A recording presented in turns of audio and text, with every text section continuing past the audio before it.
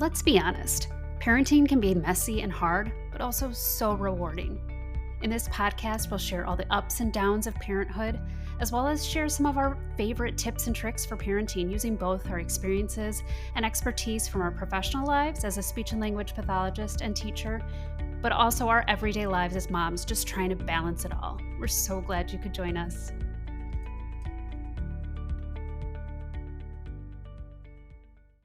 Hi, everybody. Welcome to this week's episode of And Then We Had Kids. And if you have listened to previous episodes, we really have kind of pulled topics from our work experience and obviously tying that into raising children ourselves. But this week, we're going to do a little more reflecting and going from having no kids to 1 to 2 and then possibly even more. Who knows what the future holds? But again, I'm your host. One of the hosts, I should say. I'm Jenny. And I'm Sheena, and I am super excited to introduce our very first guest on our podcast. All right. Yay! So I am happy to introduce Jasmine Sasek. Jasmine is a birth doula, childbirth educator trained in hypnobirthing, and founder of The Birth Zone, which is a boutique doula agency covering the Chicago and Milwaukee areas. And she's also the host of the podcast by the same name, The Birth Zone. And Jasmine is also a Reiki practitioner with Family Tree Holistic, which is located in the northwest suburbs of Chicago. So welcome, Jasmine.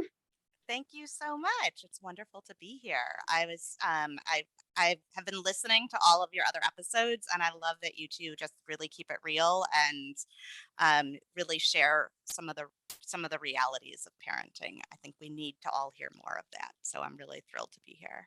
Well, thank you for joining us. Yeah, we're so grateful. And we have you not only for your wonderful expertise in what you do and what Sheena had just listed, those amazing skill sets that you have, but being someone that Sheena grew up with and knows really well. She said that you have more than 2 kids.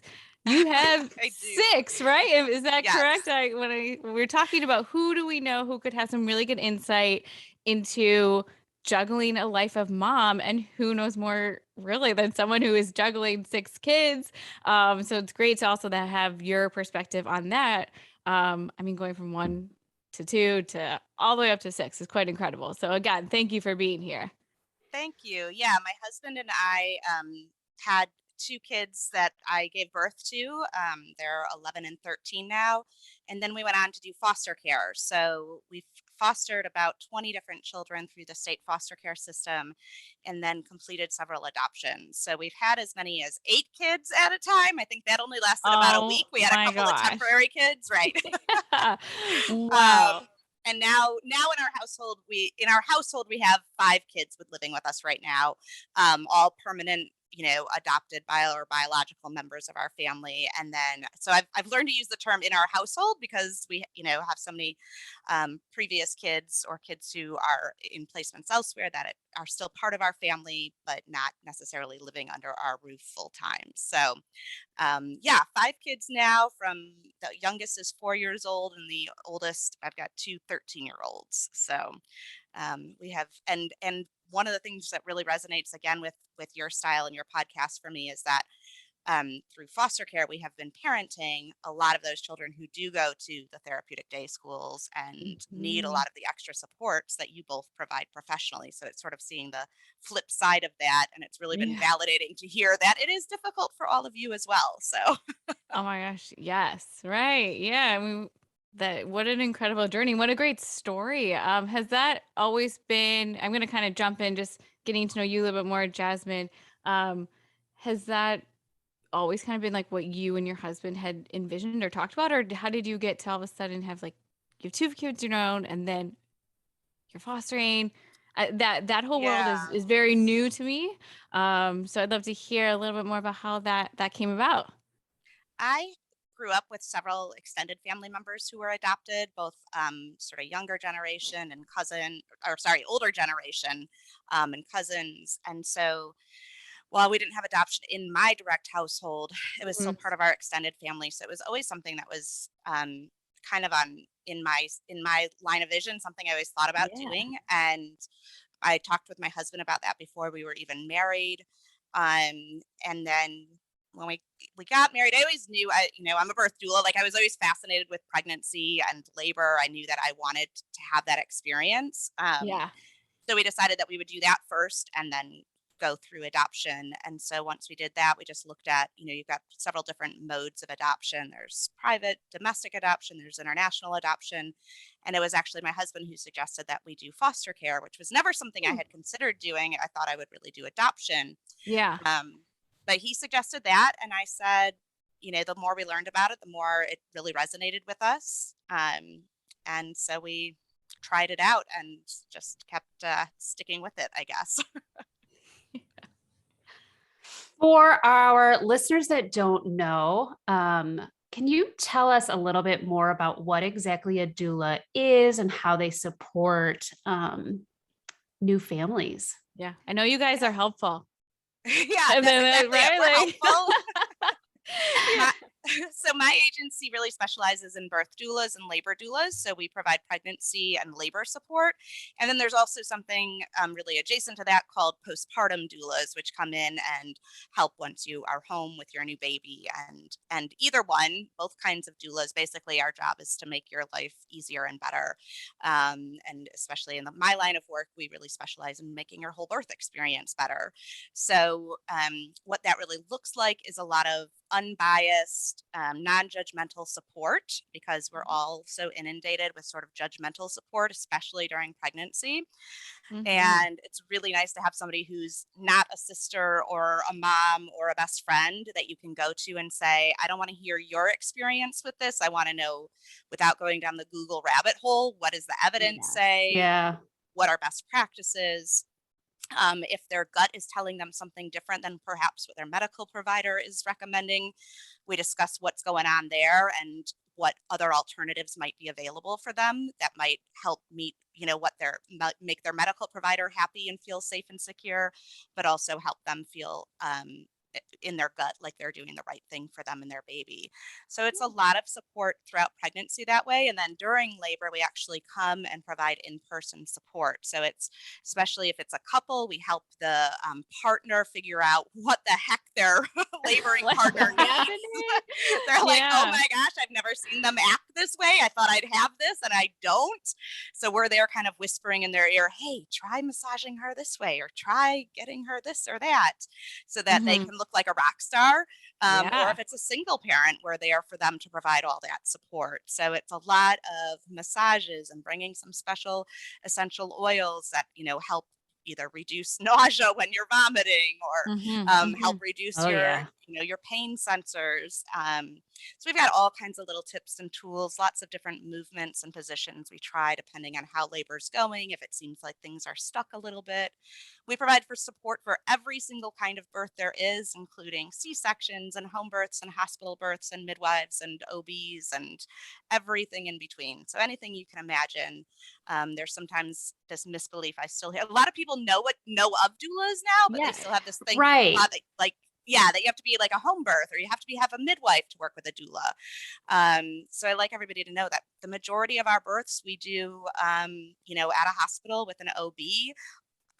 A lot of our clients get epidurals. We support whatever you want and try to make the most of your experience, whatever that might be for you, and just hope that you are have a smile on your face at the end. I Oh. love that. So kind of jumping into today's topic, I think we really wanted to focus on what were things that you wish you knew before becoming a parent, or what advice or tips and tricks can we share with new parents. But we also always like to start with just, like a funny story or a crazy story of what our kids have recently done. And since, you're our first guest, I was hoping you potentially had a funny story to share with our audience of your stuff. I personally follow Jasmine on social media, and so I enjoy the stories you share about your family. But what has happened in your household this week? Sure. Okay. Well, so Sheena, I'm a bit of a storyteller, so stick with me because this is a little bit of a winding story, but I swear to you, it comes full circle. um, And this just happened tonight, like just within the last hour, because we, as you both know, we pushed back our recording time just a little bit. So after dinner, I was like, oh, I'm going to run over to our local library quickly. A few days ago, I stumbled on this new documentary called Somm. I don't know if you guys have seen it, but No. I think it's on Hulu, and it's about like wine tasting and winemaking. And I happen to love wine, so I just really love this documentary. And As I'm drinking my wine while we Yeah. record. So I thought, because I think as moms, like we put ourselves on the back burner, obviously, right? And so I Mhm. watched this documentary and I was like, well, maybe this will be a new hobby for me. Like, hobbies are the first things to go when we're moms. We're either like hustling or we're momming Yes. 110% of the time. So I thought, okay, I'm gonna go to the library and get out some books about like how wine is made or the history of wine. I don't care what it's about, just something about wine. So I was really proud of I myself. support that already. That's a great hobby. Read. Right? Yeah. And Yeah. as long as I'm going to drink wine, I might as well know a Reading, little bit about it. wine. Right. Yeah. So, so I thought, okay, I'll go to the library and get out these books.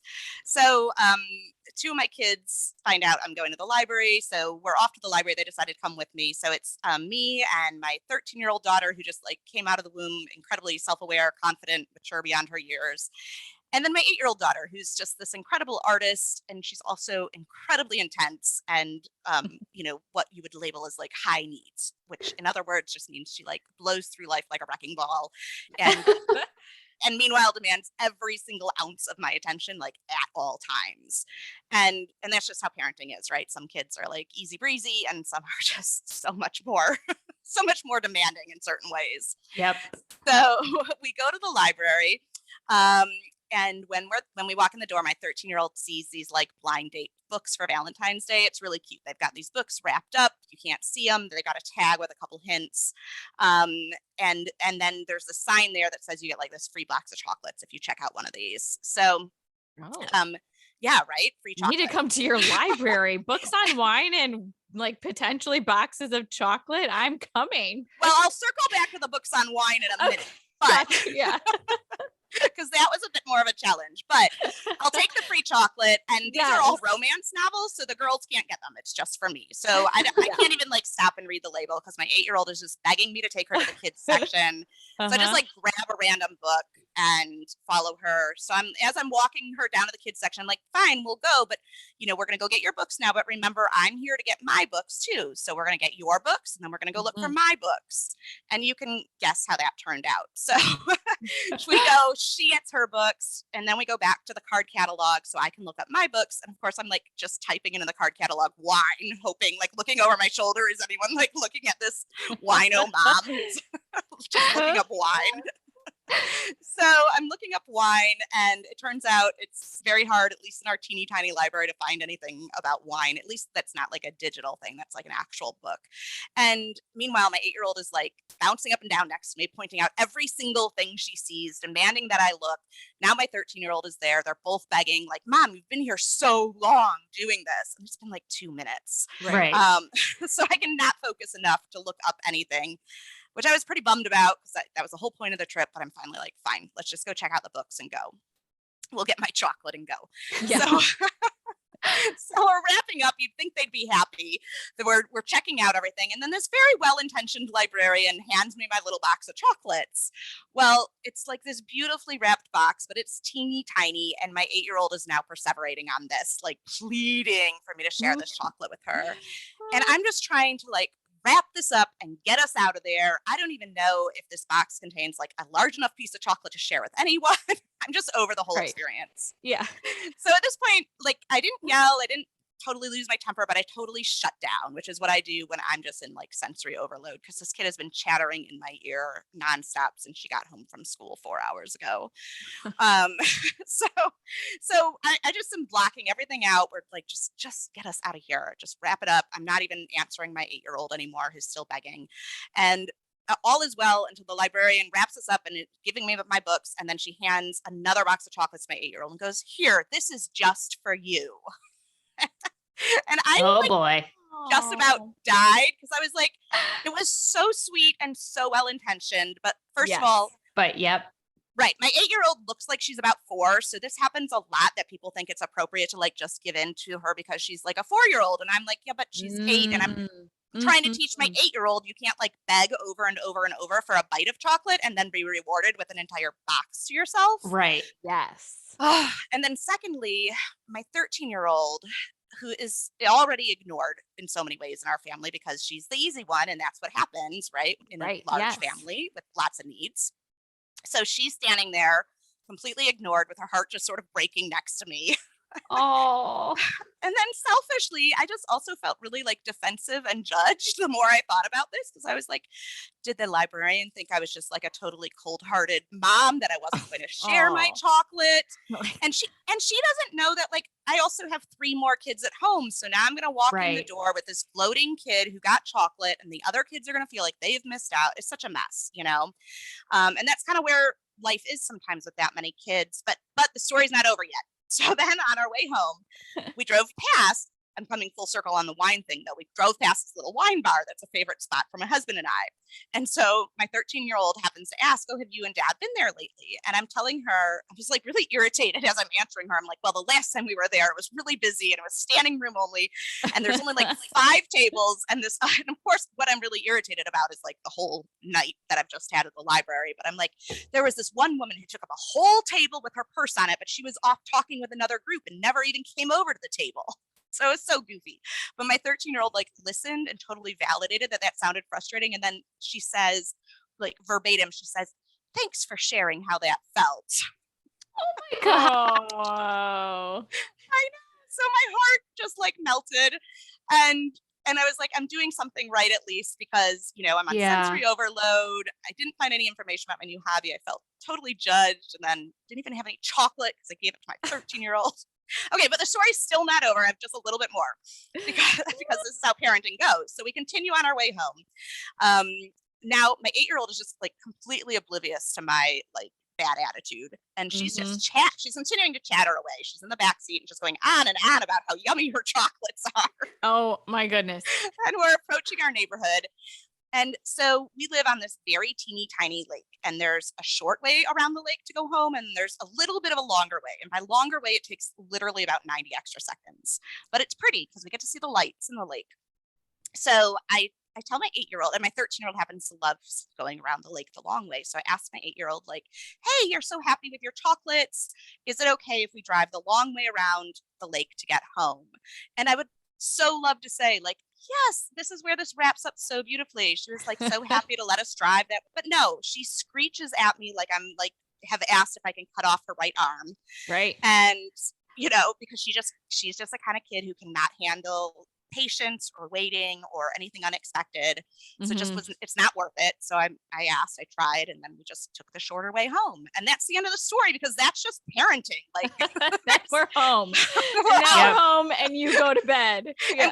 we had a whole saga out of this one, 40-minute trip to the library. And you Where never some- got the wine books. I never got the wine books. Oh, Which was the whole gosh. point of going. But that's like there's good moments and there's bad moments and there's easy moments and difficult moments and easy kids and difficult kids, and Yeah. sometimes you like really do an awesome job and other times you just most of the time we just kind of muddle through all of it and Muddle do through our it. We're best. just in survival mode. Somehow Yes. find your way back to that wine bar with your husband. That's what you need to do. Go back there. Right? Yeah. Maybe I'll look on Amazon because I bet on Amazon I'll bring back my wine book and I'll look up. Yeah. Look, this is the wine we're tasting. Yeah. Right. Oh, that is. And those are, it's so funny sometimes the moments where you're like, I didn't actually want to phrase that question that way, but it's come out of my mouth. So now we have to do Now something we have to do it. different. Yeah. Yes. Oh, wow. Yeah. Oh my, that is so true though. I mean, feeling the highs are highs and the lows can be low. Oh, so low. Yeah. The But highest of highs and the lowest of lows. Absolutely. So thinking about going, like when you became a new parent, and regardless of what your birth kind of journey was, right? Whether it was you had kids, through childbirth yourself, fostering, adoption, what surrogacy. mhm.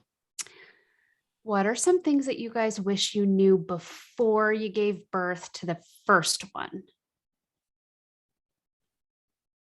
The first one. I feel like I was talking to my husband about this and I'm like, let me hear your thoughts as well. Cause it's like I said, doing some reflecting, because you also as a parent do an incredible job of blocking this stuff out. And Oh, you're yeah. like, I don't even like, we obviously got through it and we did things, but I don't remember now the specifics. So he had said, and I thought it was funny, it's like the first one going from 0 to 1, that's like a jab. It kind of just like a little like someone like kind of punched you a little bit. It's like a jab. Going from 1 to 2, that's like the knockout punch. Like you're just like done for. Like awesome. Same here. This is good.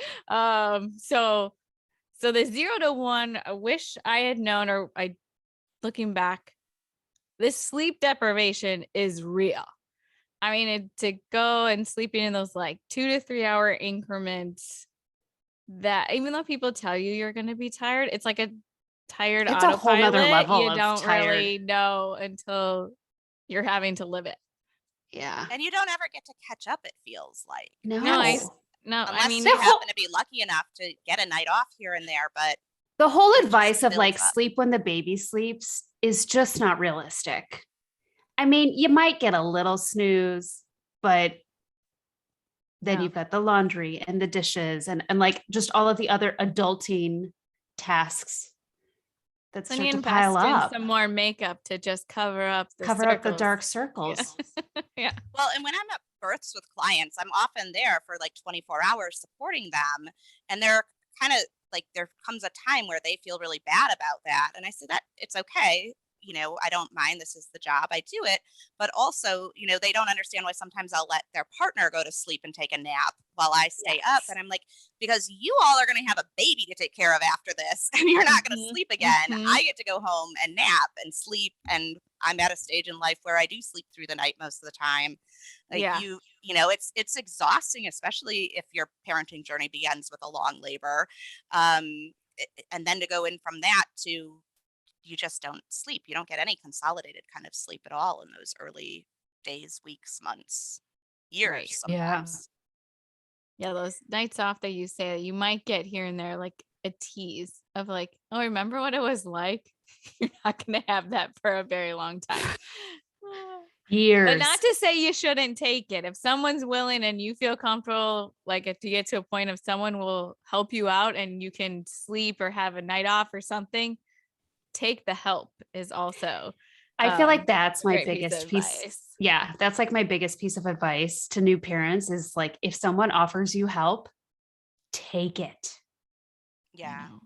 And there's so many people who want to come over and hold the baby in those early days. And I know sometimes parents don't love that because, Mhm. it's like, I want to hold my baby, which I totally understand, but I'm like, but that's still going to happen. You're going to have those family members, the grandparents who want to come hold the baby. So instead of sitting and conversing with them or catering to them, go take a nap when they come over. If that's what they want to Yes. do, let them hold the baby. You go in Yep. the next room and nap. And at least that Mhm. way you're getting some kind of your needs met. Yeah. Jasmine, what kind of advice do you have for new moms from like that doula perspective? Well, I think the main piece of advice I have is it's so hard to do, but letting go of control, our need to control things. And that Ooh. starts, Yeah. it's everywhere. And I think we live in a world now where we're used to controlling so much and having Yeah. so many answers at our fingertips that I see is really shocking to new parents, going through pregnancy. You don't know if you're going to have an easy pregnancy or a hard pregnancy. So much of this just comes down to luck. And we're used to being able to control so many things and knowing we have so much research, so much education these days, and it works to our advantage most of the time. But then when you're in a situation like pregnancy and labor and parenting where there's so much out of our control, it's such a kind of culture shock to our system that we're just not used to not having that sense of control, that like, well, I know if I do all these things, this should be the result. And that's Yeah. not Right. how it works with parenting. That's not how it works with kids. You can do all those things. Eh. Your kid's still going to do what they're going to do. Yep. They come out with a personality. So, Oh yeah. Mhm. Do a lot of your clients have birth plans? we do a birth plan as part of our services. Okay. So with our agency in particular, we like provide birth education, and then I have a template that I send out to them. I always explain to them though that I think the birth plan, the most important part of it is really them knowing what their options are and their rights and Yeah. what they want. And then as their doulas, we need to know that so that, we can speak up for them. So sometimes they choose not to even share that birth plan at the hospital. Mhm. But just point by point, as things come up, as their doulas, we remind them like, well, this was what was on your birth plan. If you've changed your mind, great, we can do that. But this was sort of the direction you were headed. So it's just sort of an educational tool, if nothing else, that when you see a birth plan and you see those options, it reminds you, oh yeah, I want to go look up what this means or what my options are for that, whether it's an induction or delayed cord cutting or vitamin K shot. There's so many different little choices that you make during labor. So I think it's really helpful to have one. And I know, when I had my first 13 years ago, people were more wishy-washy about birth plans. There was a lot more, it was like this thing that like the crunchy home birth moms did. And now Yeah. there's a lot of hospitals where when we check in, the first thing the nurse asks is, do you have a birth plan? Like they're Yeah. trained to ask for Mhm. that and to review it with you so that everybody knows what your goals are and can help support that. Yeah. To help feel a little bit of that sense of control in a very much a situation, like you said. Yeah, you can't control it all. You just can't. Right. Yeah. Exactly. Exactly. But Mhm. there still are a ton of choices that people can make that they Right. don't even necessarily realize are choices. And options that they can make. We tend to kind of turn over some of our autonomy when we go to the hospital, and we're used to being in more of a, especially in a hospital setting, used to being in more of a life-threatening situation where it's like, I'm going to put my life in your hands right now because things could be going wrong, and I'm just going to Right. trust your judgment medically. But birth's not like that. Most of the time, birth is a pretty normal event. We're just there in case something goes wrong. Mm. Um, and so you've got more options. We don't have to hand over all of the control like you would if, you're laying there bleeding out and you're like, please do Yeah. anything to save my life. Right. So an example of that would be like eating in labor. Like most hospitals still have a policy, especially in our, Chicagoland area, that they don't quote unquote allow eating in labor, even though that's not what the evidence points to as best practice. Best practices is actually allowing eating in labor. And you have autonomy. You have a right to eat if you want to. So the hospital has the right to say, we're not going to bring you food because we don't want you to eat. But you as the client have the right to say, I brought my own food and I'm going to eat it if I want to.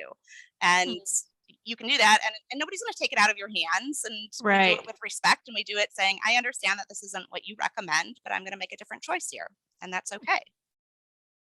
I Interesting. wish I knew all of this stuff with my pregnancies. Yeah, there's so much that we don't know until we know. But Yeah. Yeah. Interesting. Yeah. Um, what about like what are your guys' favorite like baby items or must-haves that new parents should maybe like include on their registry, or things that you found invaluable? I thought of like a good glider or recliner chair. And I made the mistake with my first where I was like, oh, I'll just get one that kind of like looks nice. But it really wasn't so comfortable at like 4 a.m. So I Yeah. feel like doing your research on a good chair. And then my second one, he grew so much quicker than my first that like my first I could hold because she was a preemie. Could hold her with one arm for like a very long time, it felt like. And then my son, he grew what seemed like very fast, obviously quite average. But all of a sudden, I'm like, oh my gosh, my back is killing me. My arms are killing me. And so we had to invest in a different chair because I just couldn't do it in the middle of the night. So I think Yeah. that was a key one. We also loved zipper sleepers opposed to the button ones for the yes, middle of Well, the and night. the ones that zip up from the bottom too. Yes. So some of them had like two zippers or one. Yes, from the bottom up. And I obviously personal preference because I do know people who prefer some buttons, but the zipper ones were key for Or those middle of the nights. they have the Magnet magnetic, ones? yeah, the I know magnetic sleepers. I couldn't quite get on board with those yet. I don't know, maybe I'll change my mind, but definitely zipper onesies. What about you guys? My favorite for all my babies has been the bouncy seat. And like across the board, all the babies have loved that. I can't say the same for most other things like Mhm. swings. Some babies love and some babies hate, but the Yeah. bouncy Yeah. seat, they all loved. It's cheap, it's easy. I can carry it from room to room. I can put it in the bathroom while I take a shower. Like, I can't survive without a bouncy seat to set a baby in once in a while. Mine was the baby shusher. So it's like a little sound machine. It's portable. I actually found it when I went to do my oldest's newborn pictures. The photographer had it, and it literally just shushes. That's all it does. Um, but it helped Is like a us. more specific. I know they make like white noise machines, which I No, love. this But literally the just shusher is like shushes. yes, it's like a Wow. mom voice Um, on repeat. And we would, when we go to the lake house, that's like a 5-hour drive up through the northern woods of Wisconsin. You just throw that thing on in the back of the car. When we would travel with them, it was like something that wasn't super obnoxious to the other, people on the plane. So the baby shusher is always my like must have. And then the like changing pads that go on the changing pad. I'm like not clearly not describing this very well, but the number of blowouts that babies have. Yeah. You're not then having to change the changing pad cover every time. You just swap it out for one of the other. It just Oh looks yeah, like so the big, liner like that goes on yeah, top. like the Right. thank you, the liner. We Having also just put like an extra burp cloth or we got like a pack of like white burp cloth or like the cloth diapers essentially. yep, That's what we would put down because yeah, I think you had mentioned that too, Sheena, to us because you obviously had your first before we did, and that was yeah. helpful. um, and finding a swaddle. Jasmine, I'm sure your swaddling skills are like expert You're level. like a magician. Mine were not. My sister is a pediatrics nurse by background. So I actually had to have her come over and like give me a tutorial on how to swaddle. And I recorded her so that I could like rewatch the video after she left and pause it and whatnot. Now they make all of the different kinds of swaddles with like the Velcro and things like that. But I think once you find the swaddle that works for you, that was key. Absolutely. It makes a huge difference, I Yeah. find. The Merlin, we had one baby who loved the Merlin magic Merlin. Like the baby suit, right? Suit. Yeah. Yeah. That was a lifesaver with one of our kiddos who needed more sleep. Yes. You have to find what works for you. Yeah, we used the nested bean. It's like almost like a weighted sleep sack. It's like a little egg looking thing on It has a little egg on it that's weighted. Yeah, so that it feels, and like once he started sleeping on his stomach, we actually would flip it around so that it just felt like a hand on his back. Oh, that's smart. Yeah. I don't know about that. Yeah, I did try a Velcro one. I think it was the Ollie, and my sister really liked the Ollie swaddle. But to me, every single time I would like do a changing or feeding in the middle of the night to undo the Velcro, I think it like the volume grew exponentially between the hours of 11:30 to 5:30. So yeah, but I agree. It's pretty much a trial and error of swaddles, but hopefully once you figure one out, it's life-changing. Yeah. Yeah. What about any like favorite advice that you got as a new parent, or on the flip side, advice you got but didn't want? Ooh. Go ahead, Jasmine. My favorite advice I got was when I had my first, and a friend came to visit who had older kids, and she said, remember when our grandmas and great grandmas had their babies, if somebody wasn't feeling well or needed extra sleep, they would come like nurse each other's babies, and you could get that extra sleep. There was more of a village and a tribe to take care of the babies. And because I was trying to do things as quote unquote natural as I could, I put all this pressure on myself to breastfeed exclusively. And that really put it in perspective that, like, oh, maybe we weren't meant to do all of this quote unquote naturally on our own. So Yeah. there's a reason Mhm. things have evolved and changed, and we do have science and technology to help us these days in ways that we don't have a village there to fill in those needs right now. And that just that perspective shift was huge for me. Yeah. I think Jenny, what about you? that is really helpful to think about what it was like and now. Um, I which mean, is the saying "it takes a village" came from somewhere. It's not just like, a saying that someone just snatched out of thin air. Yeah. um, yeah, I think again going back to the sleep deprivation, if you have a partner in all of this, like manage expectations and thinking that everybody's doing their best, and that it's inevitably going to happen that you're going to like snap at one another at some point. But if my husband had said too when we were talking about this, that if you're not, like, I'm going to get this wrong, but he said if you're not feeling like your partner should be doing more than you, that means like you're doing a good job. He's like something about like if you're feeling frustrated, that's a good sign. That means you're doing what you need to be doing. Like everybody's doing their best in a really unknown situation. Like even though we were around kids a bunch growing up, like I'm from one of five, I worked at summer camps, babysat, you do all the things. It's so different when it's your own and they say, okay, you're leaving the hospital, here's your baby, best of luck. How wonderful. And it's a lot of work, a lot of fun work, and finding like the good in every day. But just being able to talk openly about the difficulties, the hormone changes. My husband also said, he's like, no one prepared me for you. He's like, no one Yeah. really told me how moody or how much like I would need. And he is wonderful and I'm so grateful for him. But I also was surprised at how much I felt like an out of body experience at times. Like I know this isn't me, but I really can't help what's going on. Yeah. That's interesting. Mhm. Yeah. Like I can't even think of, I mean, the usual like sleep when the baby sleeps and things like that. But um, I think just adjusting what your expectations are, like nothing is always going to be textbook in terms of like raising your kid. And there's going to be things that pop up. And I think my new phrase is "it is what it is" for like just life in Yeah, general right now. Like definitely. it is what it is. Yeah.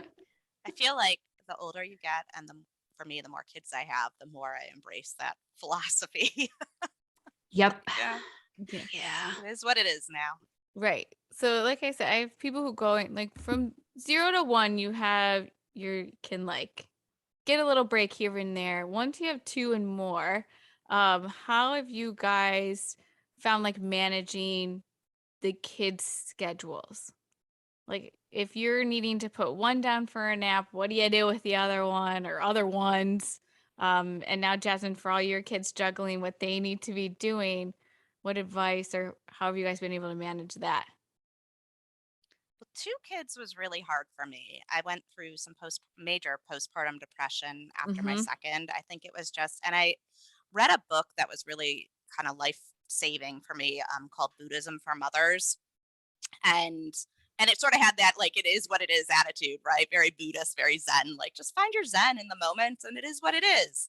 And I've always been this sort of perfectionist type A personality. That was really hard for me. I mean, that took years and years for me to really grasp. So going to 2 kids was really really hard for me. um, but one of the things in that book actually that I read it and that after my second child was born was, that there was some study done. I don't remember the details of it, but it said that the year after the birth of your second child for most women is like the unhappiest period or year of their life, which resonated. Interesting. Yeah, Yeah. it I mean, resonated it's huge Okay. for me. Here's my yeah. aha. Uh-huh. Yeah, Yeah, same. Yeah, but you guys can't see our faces, but as Jasmine is telling this, she and I are both going, "Oh, yeah, I think like we're not that far off of that year." Right. But I would agree, like obviously love my child, but it has been an incredibly difficult year that I could have not anticipated happening. Right. Right. Like it's just very validating to hear. So yeah. All right. Isn't it? Because it's like, oh, it's not just you. You're not doing anything Right. wrong. Yeah. It's just kind of unfortunately how it is for a whole lot of us. I think we're lulled into a false sense of confidence that, oh, we've done this once, we're doing it again now, but it's Yeah. it's really hard, and it's really hard to watch, even though people get nervous about, will you love your second, as much, and you do, but what's actually harder is watching your first one not get 100% of your attention anymore. Right. You have plenty of love for the second, but you have plenty of love for both of them, but you only have so many hands and so much attention to go around. Right. So that part is Mhm. incredibly challenging. On that note, I will say that we have discovered in our household, dividing and conquering. So my husband and I don't get to do as many family things as we would like to sometimes, because one stays home with some of the kids who want to stay home, and the other one, so we don't both go to, for example, my son's in wrestling right now. We don't usually both go to his wrestling meets. One of us goes and one of us stays home with the other kids. Right. It's just too much to juggle. But on the Mhm. other hand, and we also, for a long time, we struggled with, how do we take, vacations? We can do camping and local things, but how do we travel, or, air travel, and just the cost of things with this many kids? Right. And we finally learned, like, oh, well, we could go, one-on-one with some of our kids, or what we've started doing is my husband and I go with a couple of the kids. So the grandparents have been generous enough to take some of the other kids. And then my husband and I even are getting a little bit more undivided attention with each other. Yeah. And we're still getting a vacation, and then we're getting to like really spoil a couple of the kids. So that's how we've kind of managed some of that bigger picture stuff. Mhm. Mhm. Definitely day to day, one of the things we do is just not really trying hard not to overschedule ourselves. So Yeah. our kids are in very minimal activities, and even when they are, then it's just like, the rule is, if they're in any outside activities, it's one activity at a time. We try to really encourage them to do the school-based activities, because then it takes place after school. So it's just like one pickup versus dropping them off and then picking them up an hour later and trying to figure out what do you do with those awkward 45 minutes in between while you've got four other Right. kids crying in the car.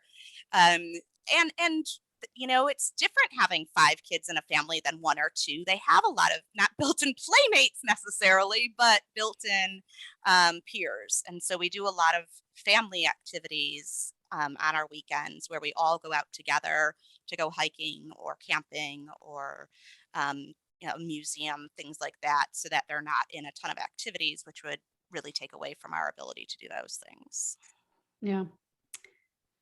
I think for us, obviously it's nice to have additional hands to support. So I'm lucky enough that my mother-in-law comes up for a few days every week to help us out.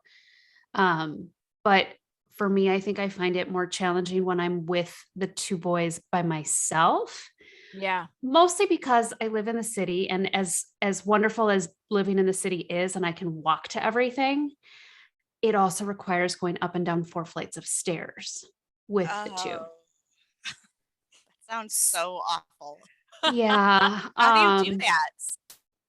So it's usually like, if I can, I'll baby wear the baby, and just coax or bribe the toddler to go down the stairs by himself.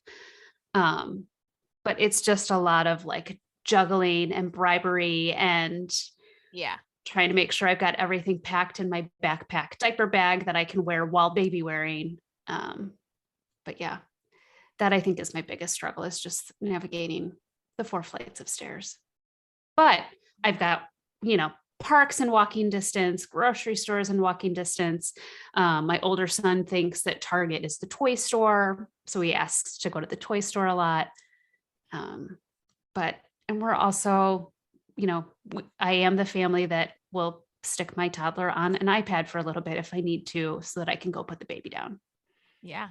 Oh, no shame in that. You got to get through the day somehow. Judge Making if you want, sense. I don't really care. Oh, hey, we did.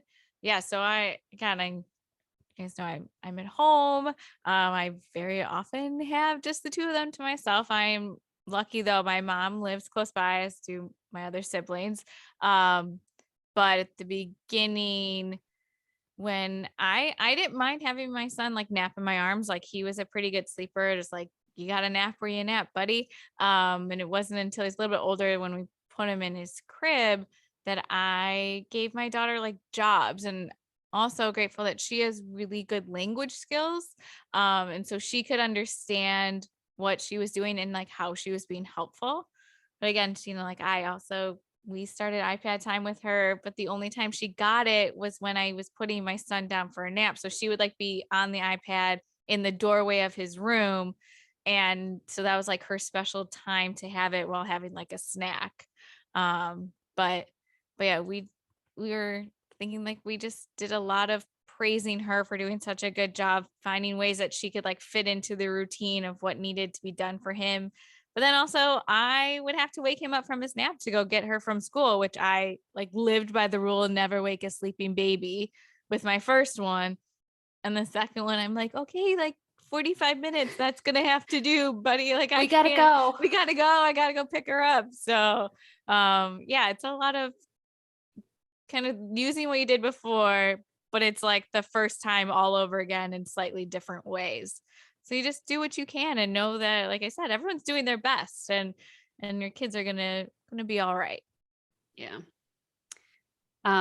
Jasmine, what about any tips or tricks for managing like multiple kids? I know you talked a little bit about their schedules, but any other advice you would give parents Oh who've my got gosh. multiples?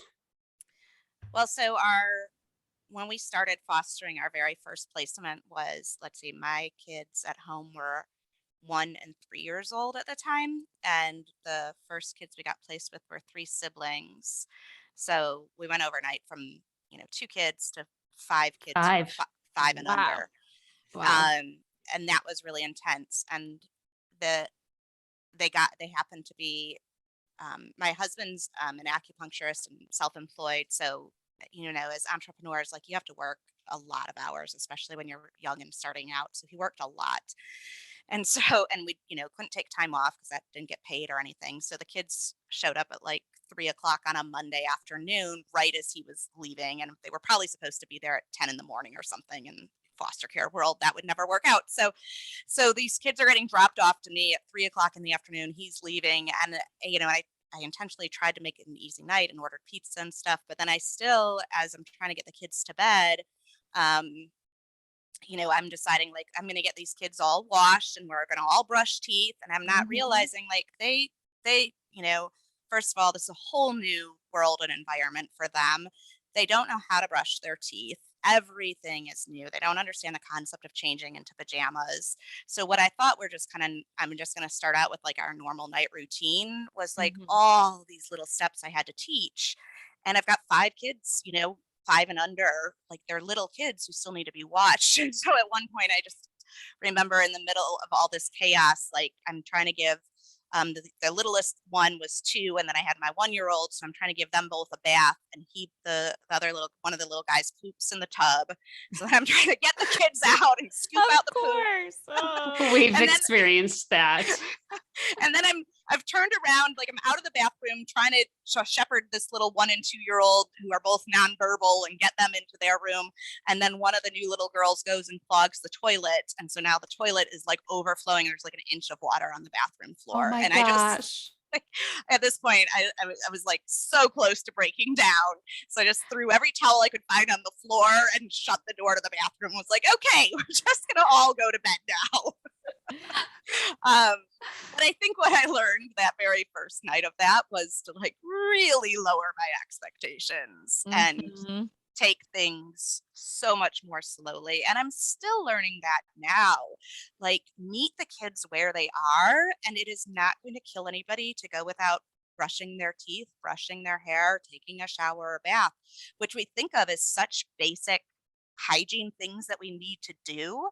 But I have one of my kiddos now in my house, just like those are expectations that cannot be met on a daily basis. And Yeah. we have to pick and choose our battles, because for that child, the energy they have to expend to do it, I have to think of it in terms like it's a physical disability, right? That they have to expend so much energy to be able to complete those tasks that we have to decide. And some days, if I need that kiddo to be able to do something else because we have to leave the house to go somewhere or do something else, like then we Mhm. might not be brushing our teeth or even getting dressed that day because I need them to have that energy to do something else, even though it's Yeah. more of a mental thing for them. But I still Mhm. have to think of it in terms of what they're able to do. So yeah, that has been the biggest thing for me, um, as our family grows, is just really letting go of so many of the expectations.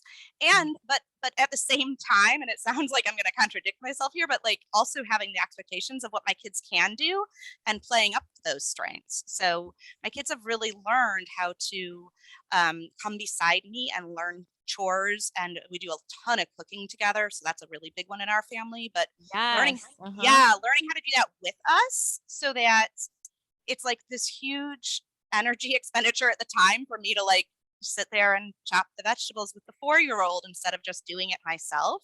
But I know Right. that the payoff comes in a year or two that they can do that themselves. Tonight, I was at that wrestling meet with my son. My husband wasn't home from work yet. So I asked my daughter, "Can you make dinner tonight?" I sent her the recipe and she made it. It was beautiful and wonderful. Oh, So we have extra hands helping in those ways, the kids who are able to do that. So that's been a that's lifesaver.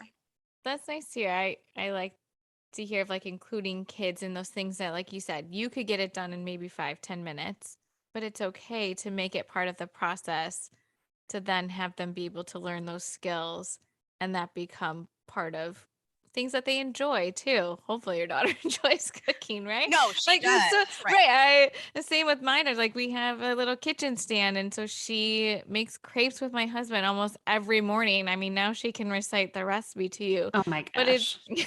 but That's so cute. it's one of those things where like it'd be so much easier if I could do it myself, but it's that piece of letting that control go so you can then have your kids grow in such a kind of a neat and cool way. Yeah. And it checks a lot of boxes because it's them learning and growing life skills. And it's Yeah. also quality time together and making memories and Mhm. bonding. And there's something to be said for just slowing down our overall pace of life I to that agree. level. 100%. Yeah. Yes. Well, thank you, Jasmine, so much for joining us tonight. For our listeners, where can people follow you or find you in all of your endeavors? So, yeah, the easiest way is probably through the Birth Zone website. So that's zone, like Z, like zebra, thebirthzone.com. And most of my social media stuff is on there, but I'm also on Instagram, Facebook, TikTok. I'm trying to figure out TikTok. I feel like such an old lady on there. I don't understand We haven't- TikTok I- or yeah, Twitter. yeah, Don't ask me get it. TikTok or Twitter. I don't know what it is. Yeah, I don't even bother with Twitter, but I try the Instagram and the TikTok, and so those are, just look up the Birth Zone. Same thing, the podcast, any podcast, whatever podcast platform people are using right now. If you just look up the Birth Zone, that one has some like nice tidbits of information about birth, that kind of stuff that you wish you knew when you were pregnant, but also has a huge library of 5-minute meditations. They're really geared towards like pregnancy and labor, but they're kind of nice to use anytime for just, I'm like, people can't sit down always for a 10 or especially 20-minute meditation, but most of us can take 5 minutes to just Yeah. kind of chill out. So We those should are we nice. should take 5 minutes, right? So We should. I Yeah. love We that that's should. there. Yeah. So Yeah, and thank then you again. yeah, absolutely. For Reiki, you can find me at familytreeholistichealth.com. That's acupuncture and Reiki and massage in Arlington Heights, Illinois. So you can find me there. But Great. Thank you that's so all my much. stuff. Yeah, you're welcome. Thanks for having me. Yeah. Thanks for being here. Thanks so much for listening. We hope you enjoyed this episode. And if you'd like to help support the podcast, please share it with others, post about it on social media, or leave a rating and review. To catch all of the latest, you can follow us on Instagram @_andthenwehadkids. Thanks again, and like we say, life used to be carefree, and then we had kids.